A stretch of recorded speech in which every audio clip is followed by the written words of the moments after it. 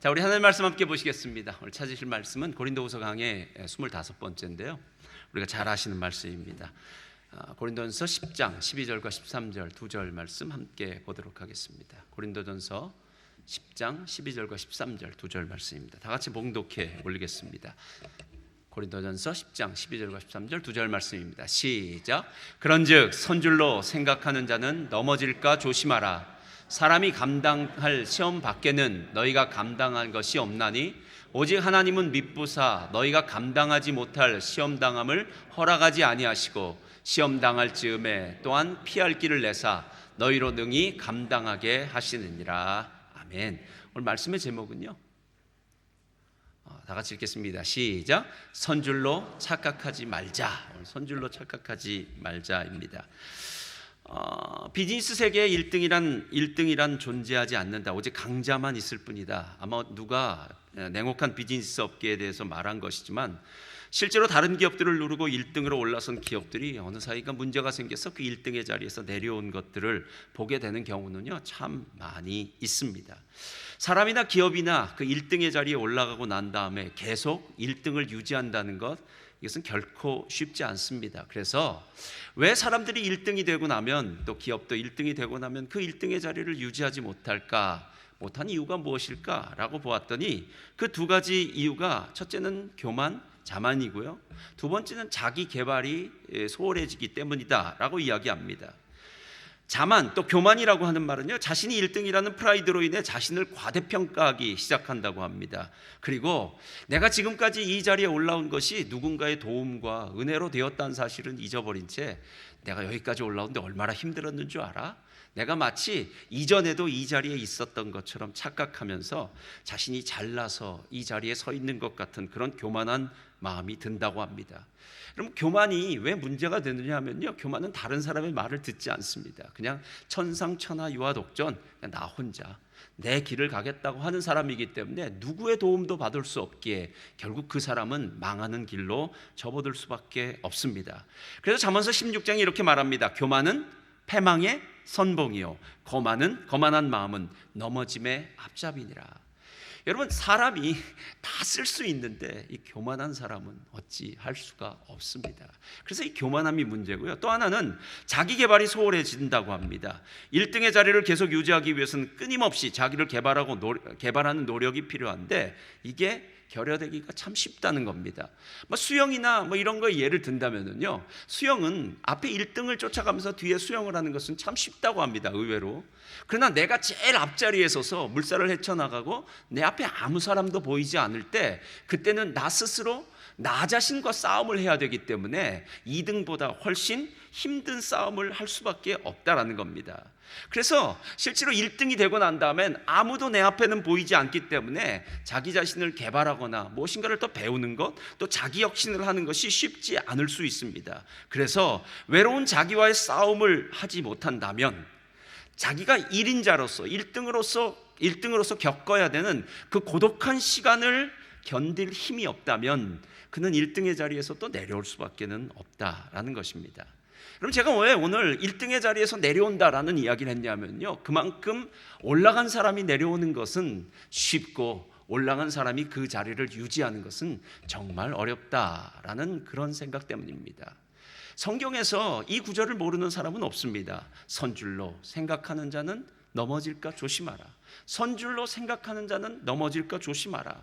이 말만큼 우리에게 다시 한번 들려줘야 될 말도 없습니다. 신앙을 특별히 잘한다고 생각하는 사람, 그래도 내가 주님 앞에 이렇게 헌신하면서 잘 살아 라고 생각하는 그 사람일수록 오늘 이 말씀은 어쩌면 다시 한번 마음에 새겨야 될 말이 아닐까라는 생각이 들었습니다. 섰다면 문제가 없습니다. 그러나 섰다고 생각한다면 그것은 그냥 생각이고 착각일 뿐이지 진짜는 내가 그 자리에 서 있지 못한 것과 마찬가지다라는 것입니다. 세상에 있는 기업이나 세상의 1등도 그 자리를 유지하기 위해서는 겸손하게 낮아져서 배우고 자기 개발을 하고 혁신을 해야 되듯이 신앙의 길도 마찬가지다라는 겁니다. 이미 예수님의 은혜를 통해서 우리가 다 구원을 받았습니다. 그렇죠? 구원은 과거적으로 일어난 일입니다. 그러나 중요한 것은 과거에 끝난 일이 아닙니다. 과거에 받은 구원으로 말미암아 오늘 나는 그 구원을 붙들고 오늘 하루를 살아갑니다. 그리고 최종 마지막 날 하나님의 심판대 앞에서 하나님께서 우리를 이렇게 칭찬하실 겁니다. 착하고 충성된 종아, 내가 작은 일에 충성하였으니 주인의 잔치에 참여할지어다. 여러분, 마지막 주님께서 하시는 그 선포를 들을 때 우리는 도장을 꽉 찍고, 그래, 내가 주님의 은혜로 구원받은 삶을 살았지. 구원의 완성, 구원의 정점을 찍어야 되는 것. 어쩌면 구원은 이미 받은 것이지만 계속 받아가야 될 것이다 라는 겁니다. 여러분, 실제로 오늘 이들이 이 고린도 교회를 향해서 바울이 하고 싶었던 이야기는 너희 중에는 지금 선줄로 생각하는 사람이 참 많다라는 거예요. 선줄로 생각하는 사람이요. 그도 그럴 것이 고린도 교인들이 참 똑똑했어요. 그리고 신앙에 열정이 있었어요. 게다가 이 교인들이 은사가 풍성했습니다. 영적인 지식으로 아주 충만했습니다. 그러니까 모든 것이 다 어느 정도 다 구비되어져 있기 때문에 나는 신앙생활 잘하고 있어, 나는 섰다, 선줄로 생각하는 그런 착각이 있을 수 있다는 겁니다. 그런데 오늘 우리가 읽지는 않았지만 고린도전서 10장 1절로부터 11절까지의 말씀 중에 처음에 이렇게 시작한다는 거 아십니까? 나는 너희가 모르기를 원치 아니하노니. 이게 무슨 말입니까? 선줄로 생각하는 그 사람들을 향해서 나는 너희들이 좀 알았으면 좋겠다라고 이야기하면서 출애굽 사건에 대해서 오늘 설명을 합니다. 여러분, 이스라엘 백성들에게 있어서 출애굽 사건은요, 너무나 행복한 기억입니다. 지금도 우리는 월드컵만 생각하면 2002년 대한민국 짝짝짝짝짝 생각나요. 왜냐하면 대한민국에 있어서 2002년은 우리 같은 나라가 어떻게 4강에 올라갑니까? 지금도 이해가 안 됩니다. 16강에 올라갔다고 해서 다 난리가 나는 나라인데 이태리를 이겼습니다. 할렐루야. 할렐루야인가요? 포르투갈도 이겼습니다. 정말 말도 안 되는 일이 벌어졌습니다. 근데 여러분, 그거 아세요? 지금도 2002년 이태리를 이겼던, 그리고 포르투갈을 이겼던 안정환의 골든골, 이런 걸 동영상으로 보면요, 또 기뻐요. 행복해집니다. 그래서 한국 축구가 이때 정말 미쳤어, 정말 잘했어 라고 생각하는 그 감격이 있어요. 그러니까 대한민국 사람에게 2002년은 다른 건 다 잊어버려도 뭐만 생각난다고요? 월드컵 4강만 생각날 정도로 그렇게 우리 민족에게 있어서는 정말 큰 한 획을 긋는 그런 사건이었다라는 거예요. 근데 이스라엘 백성들에게 있어서 출애굽은 그 정도는 비교도 안 됩니다. 430년 동안 애굽에 종살이하던, 고통받던 우리 민족이 어느 날 갑자기 그 애굽이라는 이집트를 완전히 초토화시키고 박살내고 애굽을 빠져나왔습니다. 그리고 난 다음에 홍해를 건넜습니다. 마른 땅처럼요. 그 다음에 반석에서 물을, 그리고 광야에서 40년 동안 만나를 먹고 메추라기를 먹으면서 40년 동안 살았습니다. 사막에 강을 내시고 광야에 길을 내시는 그 하나님의 놀라운 경험을 했던 것, 여러분, 이스라엘 백성들에게요, 이 출애굽 사건만 생각하면 가슴이 막 뛰기 시작합니다. 그런데 거기에 문제가 있어요. 여러분, 용두삼이라는 말 아십니까? 처음에는 용처럼 대단하게 하다가 마지막엔 뱀꼬리처럼 슥 흐러지는 것. 처음엔 정말 위대한 출애굽 사건이었는데 이 출애굽 사건의 마지막을 보면은요, 정말 답답합니다. 왜냐하면 출애굽을 한 사람들은 애굽을 탈출하는 게 목적이 아니었어요, 여러분. 애굽을 탈출해서 뭐 하려고요? 어디를 가려고요? 여러분, 이곳에 사나 저곳에 사나 다 똑같습니다. 애굽을 빠져나온다고 해서 나와서 뭐 대단하게 갈 곳 없습니다. 중요한 것은 애굽을 탈출한 이유는 어디를 가기 위해서요? 약속의 땅 가나안에 들어가기 위해서요. 가나안에 들어가야 진짜 하나님의 축복을 받은 거죠. 가나안 땅에 들어가지 못하면 무슨 의미가 있겠습니까? 그런데 놀라운 사실은요, 출애굽을 했던 그 세대는, 그 사람들은 여호수아, 갈렙, 그리고 20세 이하의 다음 세대를 빼놓고는 다 광야에서 죽었다는 겁니다. 멸망을 당했다고 얘기해요. 그러니까 출애굽은 정말 놀랍고 신기하고 대단한 사건이라 생각할 때마다 감격스러운 사건임에도 불구하고 그 출애굽 사건의 뒤에는, 우리가 명암이라고 하잖아요, 밝은 부분이 그 감격스럽고 위대한 사건이었다면요, 그 뒤에 있는 어두운 부분 속에는요, 출애굽한 사람이 모두 죽었다는 이야기입니다. 그래서 성경은 5절에 이렇게 얘기해요. 5절 말씀 펴주시겠어요? 다 같이 시작. 그러나 그들의 다수를 하나님이 기뻐하지 아니하셨으므로 그들이 광야에서 멸망을 받았느니라. 그러니까 지금 바울이 고린도 교인들을 향해서 얘기하고 싶은 부분이 바로 이 부분이에요. 너희들이나 출애굽을 했던 사람이나 다 선줄로 알았다는 거예요. 섰다고 생각했다는 거예요. 우리는 구원 따놓은 당상이라고 생각했다는 거예요. 그런데 구원이 그런 식으로 쉽게 따놓은 당상이라, 마치 티켓을 구입했으니까 내가 무슨 짓을 해도 티켓만 있으면 난 천국에 가라는 그런 식은 아니다라는 거예요. 그러면서 출애굽한 이스라엘 백성들이 잘못했던 것을 이렇게 얘기합니다. 그들이 음행을 하다가, 그들이 우상 숭배를 하다가, 그들이 주를 시험하다가, 그들이 모세와 하나님을 원망하다가, 그래서 음행하고 우상 숭배하고 주를 시험하고 원망하다가 모두 멸망했다라는 겁니다. 그러니까 너희들은 이런 것을 하지 말아라 라고 하는 말이 오늘 12절 앞에 나와 있는 말이다라는 겁니다. 요한복음 10장 10절은 제가 하나님으로부터 진짜 가슴에 받은 축복의 말씀이에요. 어떤 상황 가운데서도 요한복음 10장 10절은요 마치 리트머스 시험지 같아서요 딱 대보기만 하면 이게 산성인지 아니면 알칼리성인지를 알 수가 있습니다. 그러니까 10장 10절만 딱 대보면 이게 하나님인지 사탄인지 마귀인지를 알게 되는 겁니다. 도적이 오는 것은 죽이고 도적질하고 멸망시키려는 것뿐이요. 만약에 우리 가정에 요즘 분열이 있습니다. 어렵습니다. 힘듭니다. 왜 이리 짜증이 나는지 모르겠습니다. 두렵습니다. 염려가 됩니다. 안 하던 아이들도 문제가 생기고 부부싸움도 있고 여러 가지 어려운 일들이 있습니다. 거기에 주님은 안 계시죠. 지금 사단이 와서, 도적이 와서 우리 집안을 완전히 깡그리 지금 혼돈스럽게 만들어 놓고 있다는 겁니다. 예수님이 올 땐 이렇게 얘기해요. 내가 온 것은 양으로 생명을 얻되 풍성히 얻게 하려 함이라 라고 얘기해요. 그러니까 내 삶 가운데, 우리 가정 가운데, 우리 교회 가운데, 우리 셀 가운데 지금 어떤 역사가 벌어지고 있는지를 보기만 하면 지금 하나님이 역사하고 있는지 사단이 역사하고 있는지는 정확히 알 수 있다는 거예요.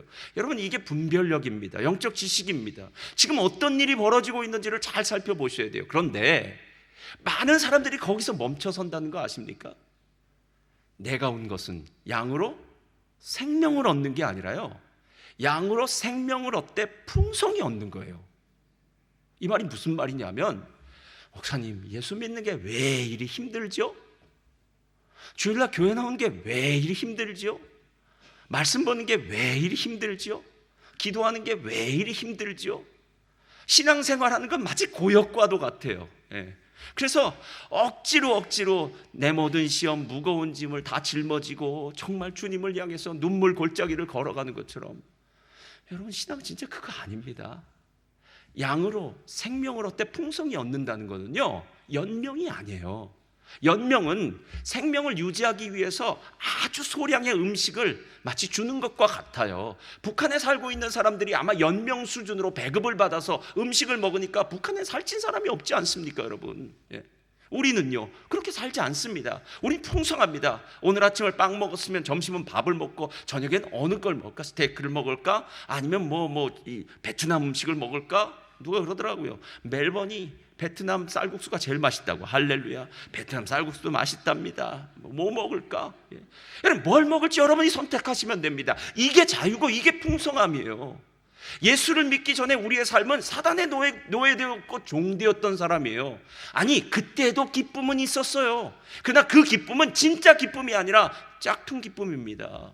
허무해요. 뭔가 이룬 것 같은데 답답해요. 그냥 잘 사는 것 같은데 내가 지금 잘 살고 있는가? 라는 고민과 염려, 걱정 가운데 살았었어요. 그러나 예수님을 믿고 난 다음에 우리의 삶은 달라졌습니다. 양으로 생명을 얻되 풍성히 얻는 삶. 여러분, 이게 진짜 하나님이 주신 삶이라는 거예요. 그러니까 이스라엘 백성들을 향해서 출애굽하고 난 다음에 양으로 생명을 주신 그 풍성한 하나님을 느껴야 됐고, 고린도 교인들도 양으로 생명을 주되 풍성한 하나님의 은혜를 느껴야 되는데 그런 거는 신경 쓰지도 않고 그냥 내 신앙 잘났다고, 나 이렇게 하면 구원 받는다고 생각하는 착각 속에 머물러 있었다라는 겁니다. 그래서 오늘 사도 바울이 진짜 이 두 구절을 통해서 양으로 생명을 얻되 풍성히 얻는 그 놀라운 축복, 출애굽의 진짜 감격이 가나안 땅에 들어가는 것까지 이어지는 그 놀라운 축복은 어떻게 이루어지는가를 두 가지로 얘기하고 있어요. 첫째로 다 같이 읽겠습니다. 시작. 우리에게는 아직 죄성이 남아 있습니다. 자, 문제를 정확히 보지 않으면 우리는 결코 문제를 해결할 수가 없습니다. 그래서 의사한테 제일 먼저 가면 진단을 하고요, 검사를 합니다. 그래서 의사들이 하는 일 가운데는요, 진단하고 검사하는 일만 잘하면 돼요. 그러면 이미 진단이 되고 검사가 되어서 질병의 이유가 나오고 원인이 나오면 그걸 해결할 수 있는 방법은요, 이미 다 책에 나와 있을 겁니다. 요즘 인터넷을 보고도 얼마나 사람들이 잘 아는지 모릅니다. 여러분, 사람들이 착각하고 있는 게 뭐냐면요, 우리가 죄인이라는 생각을 잠시 잊으면서 산다는 거예요. 왜냐하면 내가 별로 잘못한 일을 안 하니까요. 내 옆에 사람보다 그나마 나는 좀 나은 사람 같으니까요. 아니, 호주 같은 곳에서 뭐 그리 큰 죄를 짓습니까? 그냥 내가 잘 살고 열심히 사는데, 목사님 저는 일주일 동안 열심히 일하고요, 집에 와서요 그냥 조금 쉬고 삽니다. 저는 죄를 지으려도 지을 시간이 없습니다 라고 생각한 사람이 의외로 많습니다. 마틴 루터가 한 말 중에 아주 유명한 말이 있어요. 시몰 유스투스 앳 페카도르란 말이에요. 이 말이 무슨 말이냐면, 우리는 의인인 동시에 죄인이고 죄인인 동시에 의인이다. 그러니까 나는 하나님의 관점으로 보면은 의인이라는 칭함을 받았지만, 그럼에도 불구하고 내가 죄인이라는 사실은 아직도 계속된다라는 거예요. 여러분, 가끔 사육사들이죠, 훈련사는 서커스나 이런 곳에서 사육사나 동물원의 훈련사들이요, 사자나 호랑이를 고양이처럼 부릴 때가 있습니다. 그렇죠? 그래서 사자 보러 채찍 탁 한 번 하면 사자가 가만히 앉아 있다가 또 일어났다가 뭐 그러다 공도 타고 뭐도 하는 재주를 부리기도 합니다. 그때 여러분, 우리가 착각해요. 자, 지금 내 앞에서 고양이처럼 앉아 있는 이 사자가 고양이입니까, 사자입니까? 고양이처럼 생각이 깜빡깜빡 들지만 이건 사자입니다. 여러분, 제 말이 무슨 말인지 아시겠어요? 내가 만약에 이게 사자가 아니라고 믿기 시작하면요, 그 다음에는 착각을 하게 돼서 사자나 호랑이가 가진 그 본능으로 인해서 나중에 사육사에게 큰 해를 끼칠 때 사육사는 죽음의 위협까지 받게 되는 거예요. 그러니까 사육사는 끊임없이 생각을 해야 돼요. 야, 이건 아무리 내가 새끼 때부터 길러서 고양이처럼 보이지만 고양이가 아니라 사자야. 고양이가 아니라 사자야. 너는 조심해야 돼. 이 사자의 본능이 나오지 못하도록 훈련을 해야 돼. 사자의 본능이 나오지 못하도록 뭐 음식을 주든지 뭐를 하든지 하라는 거예요. 여러분, 우리는 죄인입니다. 우리는 죄인입니다. 제가 여러분들에게 죄인이라는 것을 가르쳐 드릴게요. 옆에 겨드랑이를 한번 만져보세요. 오늘 예배 드리고 있으니까 뭔가 나올 것 같지 않습니까? 날개? 조금씩 뭔가 목사님 나오는 것 같습니다. 그건 날개가 아니라 털입니다. 여러분, 나오나요? 여러분, 우리가 예수를 믿는다고 날개가 나오지 않습니다. 그 말은 우린 천사가 아니에요. 이 육체를 갖고 있는 한 우리의 본성인 죄성은 끊임없이 함께 가야 됩니다. 그러나 중요한 것은 뭐냐면, 이 본성이 있다는 것을 이제 알았다는 거죠. 방세를 쓴 파스칼이 유명한 수학자, 철학자 아닙니까? 이렇게 얘기합니다. 나는 의인, 위인, 성자라는 세 단어를 말하지 않는다. 이 땅에는 오직 한 종류의 사람만이 존재한다. 그들은 죄인이다 라고 얘기해요. 이 땅에 오직 한 종류의 사람만 있답니다. 죄인이요. 그 사람이 키가 크건 작건 말랐건 뚱뚱하건 상관없습니다. 남자건 여자건 아이건 어른이건 상관없습니다. 이 땅에 존재하는 모든 사람은 다 죄인이다 라는 겁니다. 그런데 조금 다른 면이 있다면요, 교회 안에 있는 죄인은 내가 죄의 본성을 가지고 있고 죄인이라는 사실을 알았기 때문에 이 죄의 문제를 해결할 방법을 찾은 사람이고요, 그리고 그 방법을 발견한 사람입니다. 세상에 사는 사람은요, 자기가 죄인이라는 것을 모르고 스스로 의롭다고 착각하면서 아마 그렇게 살다가 죽게 되는 사람. 그래서 더 이상 이 죄 문제를 어떻게 해결할 수 있을까라는 문제를 별로 고민하지 않는 사람들이다라는 것입니다. 여러분, 고린도 교인들이 바로 지금 선줄로 생각한 이유가 무엇이겠냐는 거예요. 착각했다는 거예요. 왜 착각한 줄 아십니까? 교회가 잘 되니까요. 그리고 고린도 교회 어마어마했습니다. 아까도 얘기했지만 지식도 많았고 열정도 있었고 풍부한 은사가 있었고 방언, 예언, 은사들이 막 나타나니까요, 사람들이 정신을 못 차렸어요. 가끔 한국에서 오신 분들 중에 한국의 대형교회나 훌륭하신 목사님들, 이름만 대면 유명하신 목사님들 밑에서 신앙생활을 하다가 이민 오신 분들이 있어요. 이런 분들은요, 정말 가끔 제가 보기에는 좀 불쌍한 것 같아요. 왜냐하면 한국에 있었던 그 기억이 너무 크니까 여기서 적응을 못해요. 아유, 여러분, 한국 교회 비교해서 이민 교회들 얼마나 열악합니까? 뭐 인프라도 부족한 것 같고요. 그 다음에 사람들도 그렇고요, 많지 않고요. 한국의 훌륭한 목사님이라면 얼마나 설교가 좋았겠습니까? 그래서 나는 이민에 와서 사는데 마음은 별로 그렇게 해피하지 않게 사는 사람들이 가끔 있을 수 있어요. 그러나 한번 우리 솔직하게 얘기해 보면 좋겠어요. 훌륭한 교회를 다녔다고, 훌륭한 목사님 밑에서 신앙생활 했다고 그 사람이 진짜 훌륭한 성도일까요? 여러분, 훌륭한 교회가 있다는 것, 훌륭한 성도가 있다는 것과 훌륭한 신앙인이라는 것은 별개의 문제입니다. 어쩌면 진짜 훌륭한 성도라면 어느 곳을 가든지 빛이 나야 되겠죠. 진짜 예수 그리스도의 제자됨이 한국처럼 모든 것이 다 갖추어진 자기의 교회, 그 교회에 있을 때는 별로 드러나지 않더라도 더 열악한 곳에 가면 이것은 좀 더 내가 섬겨야 될 일이 있겠구나, 이것은 내가 좀 더 기도해야 되겠구나 라는 실제로 훌륭한 신앙인의 모습을 보여야 되는데 우리는 가끔 좌표를 잊어버린다고요. 꼭 멜번에 처음 온 것처럼요. 저도 8년 전에 멜번에 왔을 때요, 어디가 어딘지 모르겠더라고요. 제일 문제가 무엇인 줄 아십니까? 방향 감각을 잊어버린 겁니다. 이게 남쪽인지 서쪽인지 북쪽인지 동쪽인지를 모르겠어요. 랜드마크가 없으니까 차를 몰고 나가면 다 거기가 거긴 것 같은, 세상에 내비게이션 없었다면 세상 어떻게 살았을까? 그 정도로 자기의 좌표를 잃어버리는 이유가 있는데요, 분위기에 휩싸이거나 다른 사람의 신앙의 모습, 교회 이런 것 때문에 진짜 내가 죄인이라는 것, 나에게 진짜 예수가 계속 필요하다는 사실을 깜빡하고 잊어버릴 수 있다라는 것입니다. 여러분, 실제로 우리는 진짜 죄인입니다.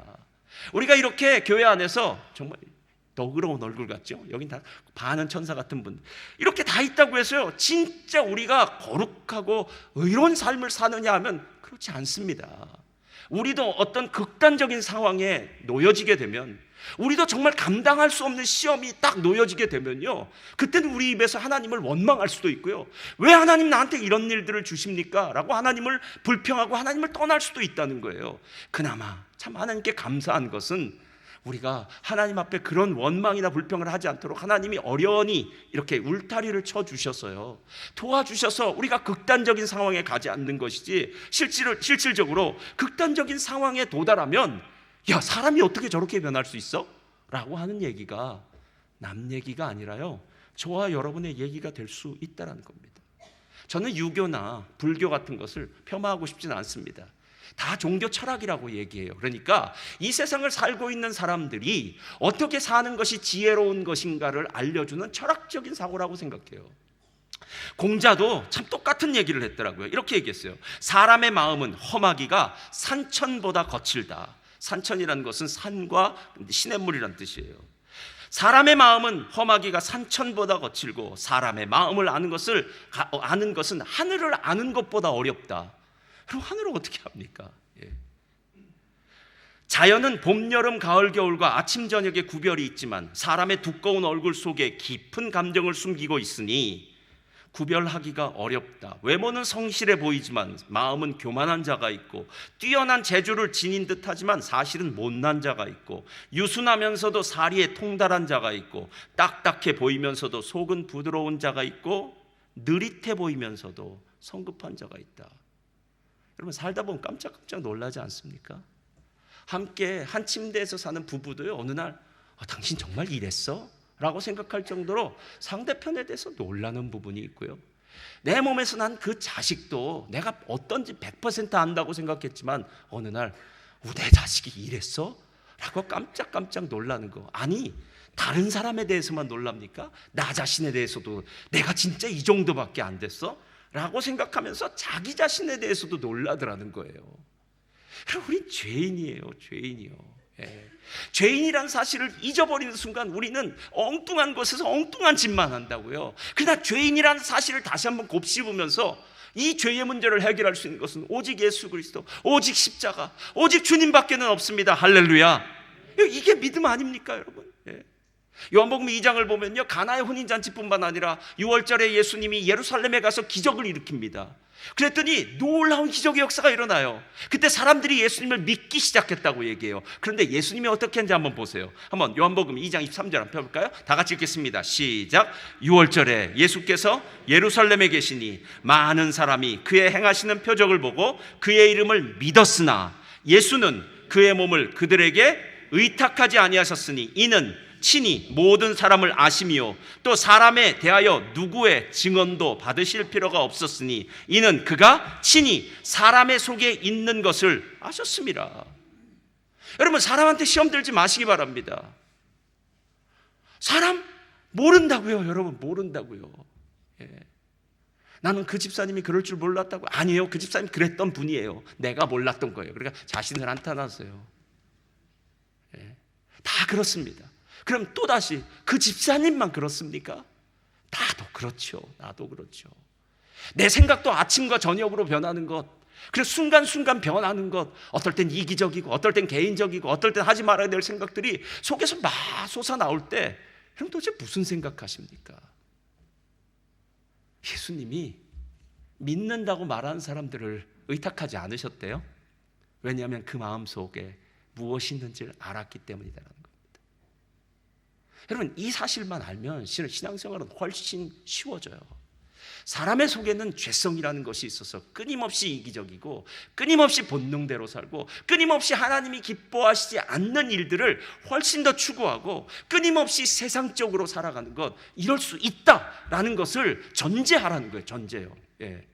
그럼 그 다음에 그 문제에 해결할 수 있는 방법이 이제 나오게 돼요. 두 번째로, 자, 펴주세요. 다 같이 읽겠습니다. 시작. 신실하신 하나님을 의지해야 합니다. 자, 신실하신 하나님을 의지해야 하는데, 오늘 13절 말씀 한번 다 같이 읽겠습니다. 시작. 사람이 감당할 시험 밖에는 너희가 당한 것이 없나니 오직 하나님은 미쁘사 너희가 감당하지 못할 시험 당함을 허락하지 아니하시고 시험 당할 즈음에 또한 피할 길을 내사 너희로 능히 감당하게 하시니라. 자, 12절은 그런즉 선줄로 생각하는 자는 넘어질까 조심하라 할 때는요, 주인이 나였어요. 그러니까 내가 내 모습을 보니까 섰다라는 착각이 자꾸 드는 거예요. 그래도 이 정도 신앙생활하면 내가 아무개 집사보다 나은 거 아니야? 나는 주일날 그래도 빠지지 않는데, 그래도 나는 매일 성경도 해, 나는 뭣도 해 하면서 자기 자신을 보았을 때가 12절이에요. 근데 13절은 하나님을 볼 때예요. 이렇게 얘기해요. 하나님은 미쁘사, 이렇게 얘기해요. 오직 하나님은 미쁘사, 이렇게 얘기해요. 이 미쁘다는 말이 헬라어로는 피스토스라는 말인데요, 믿음이란 단어와 똑같은 단어입니다. 근데 이 믿음이라는 단어가 쓰여질 때마다 조금 비슷하지만 조금 다른 의미로 쓰여져요. 하나님에게 이 피스토스라는 단어가 붙으면 신실하신 하나님이라고 우리가 부르는 거예요. 신실하신 하나님. 그리고 믿음이라는 단어가, 피스토스라는 단어가 사람에게 붙으면 믿음이 좋은 사람이 되는 거예요. 근데 실은 똑같아요. 사람도 신실한 사람, 신뢰할 만한 사람, 믿음이 있는 사람, 하나님도 신실하신 분, 믿음의 근원이 되신 분, 히브리서에 그렇게 이야기하지 않습니까? 그래서 누구나 다 신실하다, 똑같다라는 그 부분, 이 부분에 대해서 이야기하고 있습니다. 자, 제가 묻겠습니다. 출애굽할 때 하나님께서는 이스라엘 백성들을 구원해서 가나안 땅에 데리고 갈 계획이 완벽하게 있었을까요? 없었을까요? 완벽하게 있었어요. 여러분, 하나님을 어리숙하게 보지 마세요.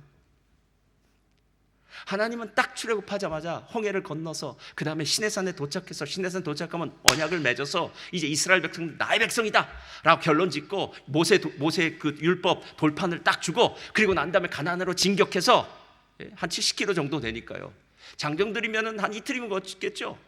60만, 그리고 모든 사람이 200만이라면은 적어도 뭐 일주일? 일주일이면 도달할 땅이란 말입니다. 하나님은 처음부터 그렇게 다 계획하고 계셨어요. 다 계획하고 계셨어요. 그런데 누가 문제가 생겼냐면, 신실하신 하나님, 오늘 하나님은 미쁘사라는 이 단어처럼 신실하신 하나님을 못 믿었다는 거예요. 못 믿었다는 거예요. 그러고 보니까 이런 생각이 드는 거예요. 야, 가나안 땅이 진짜 좋을까? 우리 한번 정탐꾼 한번 보내봐서 먼저 좀 정리 좀 한번 해보자. 그래서 가와서 좀 보고를 받고 좋은지 나쁜지 한번 좀 분석을 해보고 좋은지 나쁜지 좀 분석하고 난 다음에 우리가 한번 결론 내보자 했더니 가보니까 땅은 좋아요. 땅은 좋아요. 근데 누가 있었냐면 키가 장대 같은 안악자손의 후손 같은 사람, 거인족속, 그리고 성도 높은 성이 있어요. 여러분, 좋은 땅에 사람이 안 살겠습니까? 살겠지요. 좋은 땅에 살면 성도 짓고 살겠죠. 그리고 튼튼하게 살겠죠. 근데 그거 보고 와서 이렇게 얘기하는 거예요. 땅은 좋아요. 근데 사람이 나빠요. 이렇게 얘기해요. 여러분, 이 말은 바꿔서 얘기하면 이렇게 얘기하면 돼요.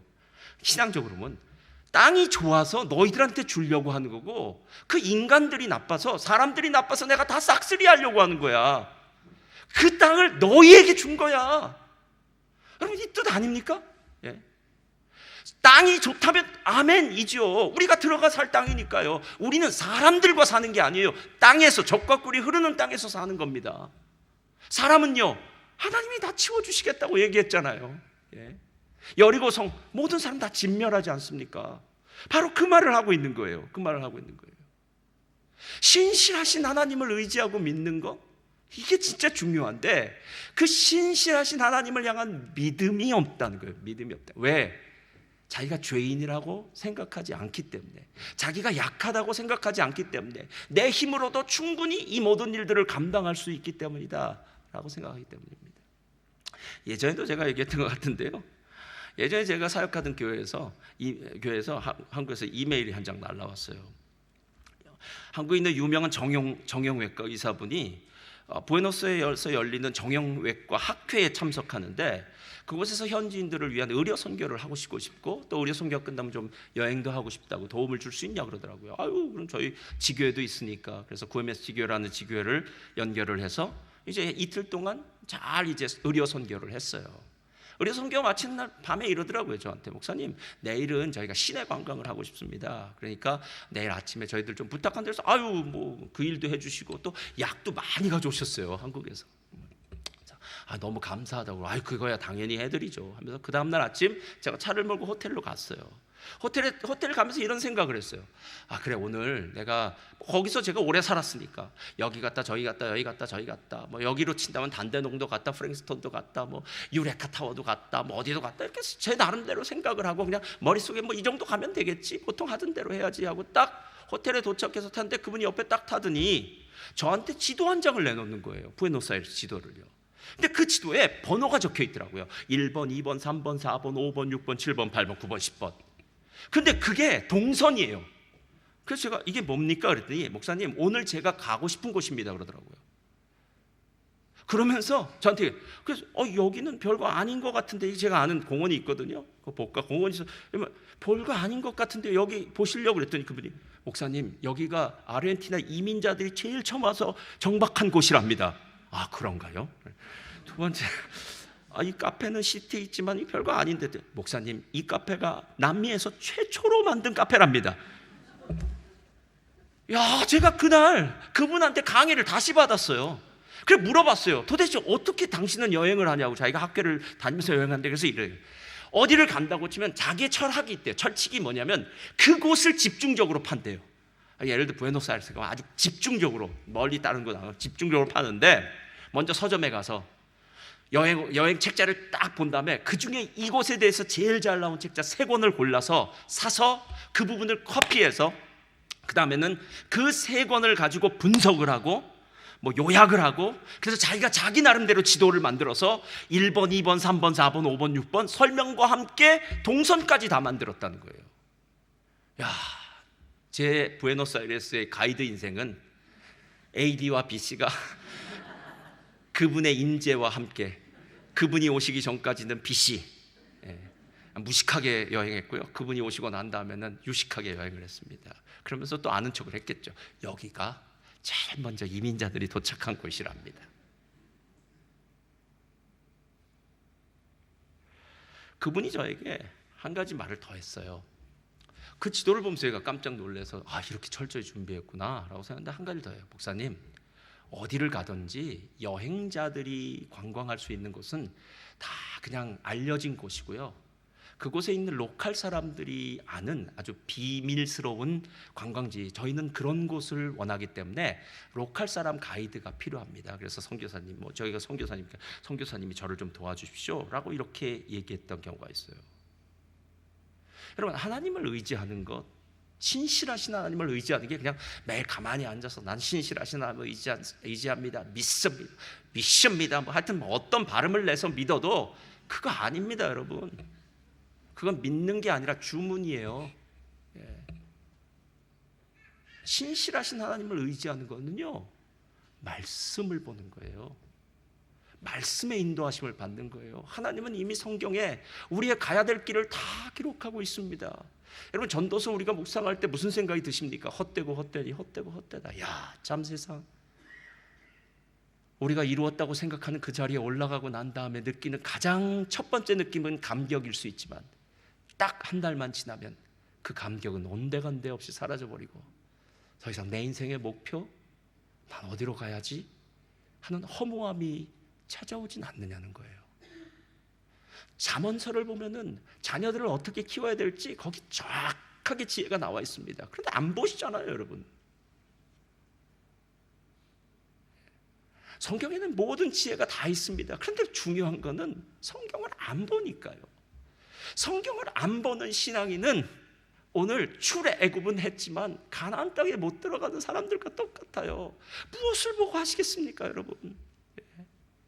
뭐 근거가 있어야 되잖아요. 제가 예전에 오늘 그 부분 하다가 제가 혼자서 생각했던 부분인데요, 예전에 그 얘기를 들었어요. 서구 사회, 특별히 호주에서 엄마들이 자녀들한테 이런 교육을 가르치고 난 다음에 그런 자녀들이 나중에 성장하고 나서 그 사회에 어떤 범죄율이 많이 떨어졌다고 그러더라고요. 그래서 뭔가 봤더니 어렸을 때 가서 누군가 내 도시락을 뺏어 먹으려고 그러면 NO라고 얘기해요. 그 다음에 줄을 서지 않고 새치기를 하려고 하면 NO라는 말을 가르쳤다는 거예요. 그러니까 아이들에게 분명하게 이건 NO라고 가르치고 이건 YES라고 어렸을 때부터 가서 학교에서는 다 배웠다는 거예요. 그럼 교회에서는요? 여러분, 교회에서도 배워야 되지 않습니까? 주일 예배를 참석하는 건 YES입니다. YES. 여러분, 이거를 타협할 수는 없습니다, 여러분. 신앙에 타협이 시작되면 그 다음부터 어디까지 밀려나려고요? 끝도 한도 없습니다, 여러분. 말씀이 분명히 이야기하지 않습니까? 말씀이요. 그런데 하나님이 말씀만 주신 게 아니에요. 그래서 더 감사해요. 그게 뭐냐면요, 말씀에 사람을 주셨어요.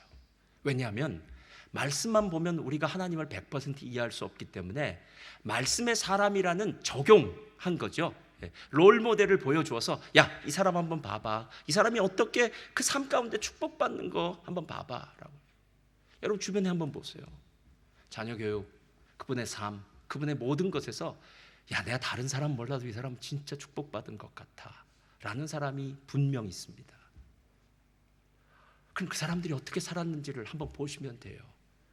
그리고 제가 부탁드리는 건요, 그 사람처럼 살면 됩니다. 그 사람처럼 살면 돼요. 그래서 성경과 성경대로 산 사람, 이 두 가지가 바로 우리의 삶 가운데 가장 하나님께서 신실하신 하나님을 의지하고 살아갈 수 있는 길을 열어주신 것이다라는 겁니다. 지금은 오래된 책이라서요, 아마 요즘 새로 오신 분들은 안 읽을 책이에요. 그 책의 제목이래요. 성경이 만든 사람. 백화점 왕 러너 메이커, 백화점의 왕 러너 메이커. 성경이 만든 사람이라고 썼어요. 그 제목을 왜 그렇게 썼는지 저도 예전에는 몰랐어요. 그런데 나중에 그 책에 보면 그렇게 성경의 사람, 성경이 만든 사람이라는 이유가 나와요. 그게 뭐냐면 존 워너메이커가 미국의 백화점 왕이었습니다. 제일 처음으로 에스컬레이터인가요? 엘리베이터를 자기 건물, 백화점에 만들기도 하고요. 또 전 세계에 있는 YMCA죠. 기독 청년 회를 위한 YMCA 건물, 특별히 한국에 있는 YMCA 건물도 이 존 워너메이커가 만들어줬다 그러더라고요. 많은 기부를 하고요. 그리고 최신부 장관을 하기도 했고 정말 위대한 사람이었는데요. 이 사람에게 어느 날 기자가 물어봤어요. 당신이 지금까지 한 투자 중에 가장 성공한 투자가 무엇입니까? 라고 물어봤어요. 그랬더니 워너메이커가 이렇게 대답했다고 합니다. 내가 10살 때 제가 최고의 투자를 한 적이 있습니다. 그때 나는 $2.75를 주고 예쁜 가죽 성경 한 권을 구입했습니다. 이것이 내 인생에 있어서 가장 위대한 투자였습니다. 벽돌을 날릴 때마다 7센트씩 받았다 그러더라고요. 그러니까 아르바이트를 한 거죠. 7센트씩 받은 돈을 모아서 성경을 샀던 것, 내 인생의 가장 최고의 투자는 바로 이것이었고, 워너메이커는 아버지가 일찍 돌아가셔서 12살까지밖에 제대로 된 교육을 받지 못했다고 합니다. 그러니까 제대로 된 정상 교육도 받지 못한 그 사람이 한 나라의, 그것도 미국이라는 나라의 최신부 장관의 자리까지 가고 많은 사람들에게 존경을 받는 사람이 된 이유는 성경이 그랬고요. 그가 성경의 사람이, 성경이 만든 사람이 되었기 때문입니다. 여러분, 과거는 이미 지나갔습니다. 2023년도에 우리 교회 표현은 완전한 대로 나아가라는 겁니다. 할렐루야. 과거를 돌아보라는 게 아니에요. 어제까지 무슨 일을 하셨건 그건 어제 일입니다. 어제를 바꿀 수 있는 사람 한 사람도 없어요. 우리에겐 지금 오늘이 주어졌습니다. 그럼 한 가지만 묻겠습니다. 여러분이 성경의 인도하심을 받든지 그 성경의 인도하심을 받아서 성경의 사람이 되든지 이 두 가지밖에 방법이 없어요. 누군가에게 선한 영향력을 끼치시고 싶습니까? 그렇다면 성경의 인도하심을 받으십시오. 그리고 성경의 사람이 되십시오. 그리고 성경의 사람을 보십시오. 그럼 여러분이 훨씬 쉽게 성경이 만드는 사람으로 여러분의 삶이 변화될 수 있다라는 겁니다. 저는 오늘 우리 멜번 순복교 성도인 모두가 이 구원의 여정 가운데 있다고 봅니다. 구원의 여정 가운데 있어요. 이 길의 마지막 종착역은 구원 맞아요, 여러분. 헷갈리지 마시기 바랍니다. 예수님의 피로 나를 구원해 주신 주님은 끝까지 우리를 인도하실 것이고 마지막 그날 우리에게 잘했다 칭찬받는 종이라고 얘기하실 거예요. 그런데 이건 기억하세요. 내가 지금 어느 길을 걷고 있는지, 아니 제대로 걷고 있는지, 제대로 예수님 잘 따라가고 있는지.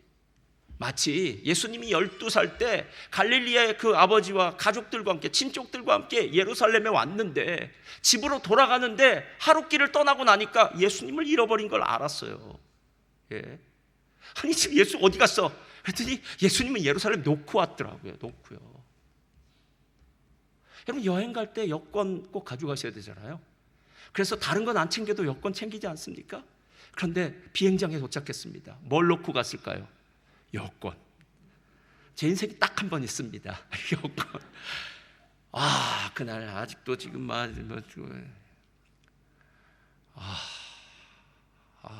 생각하기도 되는데 여권을 놓고 왔던 그 날. 예. 그래서 저희 누구한테 부탁을 해서 택시를 타고 저는 거기 있는 데스크에 있는 사람한테 부탁 사정을 하고 그렇게 해서 맞춰서 갔던 적이 있어요. 아니 이 길을 간다면 예수님의 십자가를 붙들고 있어야 될 거 아니겠냐는 거예요. 주님을 바라봐야 될 거 아니겠냐는 거예요. 주님의 손을 잡고 있는지 안 잡고 있는지는 체크를 해봐야 될 거 아닙니까, 여러분? 잘났다 못났다는 의미가 없습니다. 선줄로 생각하는 것은 교만하다는 뜻이죠. 주님 전 연약해요. 부족해요. 도와주세요. 주님 손 붙들고 가겠습니다. 말씀이 인도하신 대로 가겠습니다. 할렐루야.